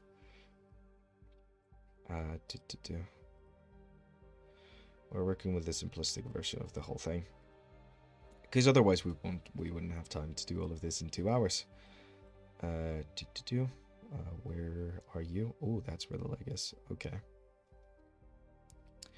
Fantastic. And you are that one over there. Okay, cool.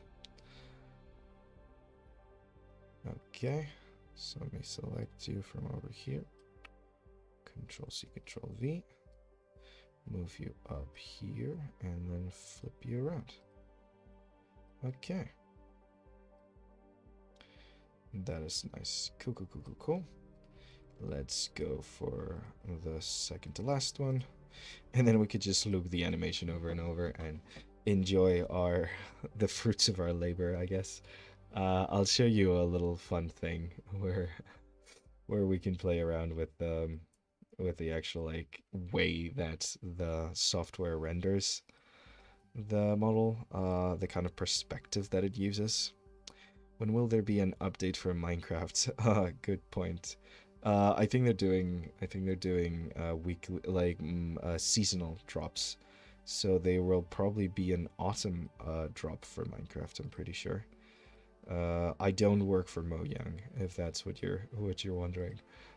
So I do not have any inside information, and if I did, I obviously couldn't say. But yeah, I'm pretty sure they're doing seasonal drops. So they did the like spring update with the Ghast. I think that was a spring update. And I think they're gonna do a summer update, I'm assuming. Because I don't think they've done a summer update, so they're probably adding the little copper golem next, which I'm very excited about because it looks incredibly adorable. And I love that some of the mobs that lost the mob boat are actually coming back. That makes me very happy because I really like the copper golem. And I really want to see the tough golem make a return as well. Okay, fantastic. So, this is our little lad. This is what it looks like. I think the stripes add a lot. And we can see the full transformation from block into spider. So, let's just enjoy that a little bit. Watching our little guy go from an unassuming little block flower into the big jump of a creepy little spider. Yeah, I think you're right, Jaren. I think Jessie would be proud of the creepy little black eyes, the little beady eyes. Yeah, it's actually quite creepy, isn't it? Ugh.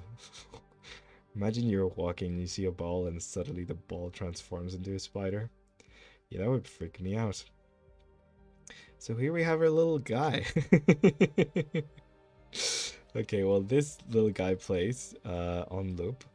I'm going to do a little... Oh, also, we can change the shading so we don't have any lighting. It's when you want to see things a little flatter. We can where's the orthographic? Here we go. I really like orthographic. It's very weird. It feels very trippy. See things in orthographic. That's how a lot of the Minecraft models are presented.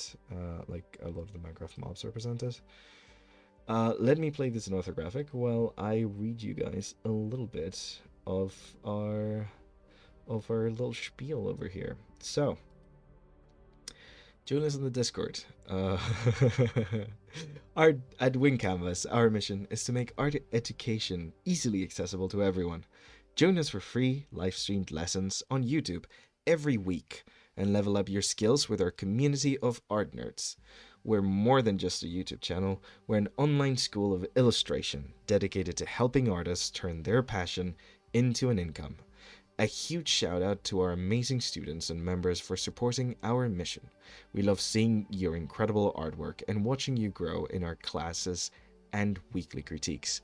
Want to dive deeper? Join our Discord to access stream notes and demos, exclusive artwork, art challenges, and resources to help you improve. Come connect with fellow art nerds and get inspired. And again, I want to give a huge thank you to our sponsor for today's XP Pen. Yeah, look them up. They have an awesome selection of digital art tablets for both beginners and advanced artists. And if you're looking for an affordable and reliable digital tablet, basically just look up their store. You have the link right below, and I am sure one of our wonderful moderators is typing it down in chat right now.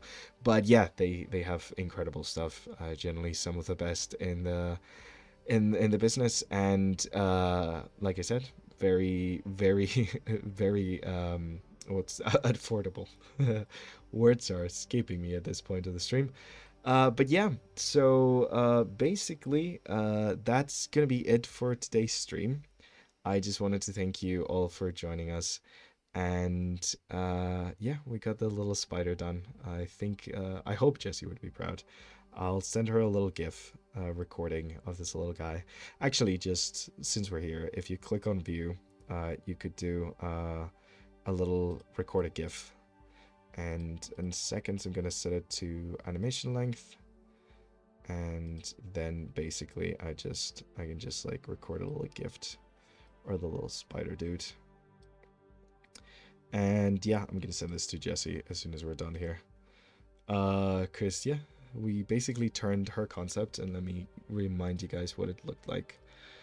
This is Jessie's concept, this wonderful, wonderful idea for this little predator who lives up in the trees in the end dimension and drops his little legs down and just chases after you. Very, very lovely.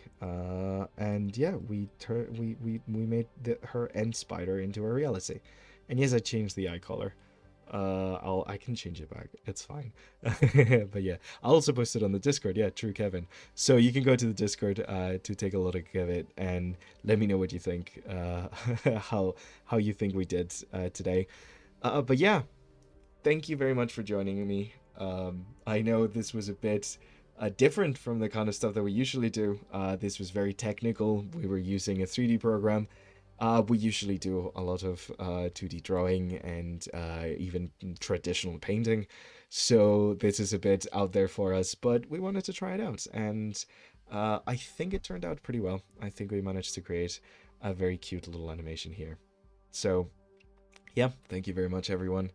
And see you next time.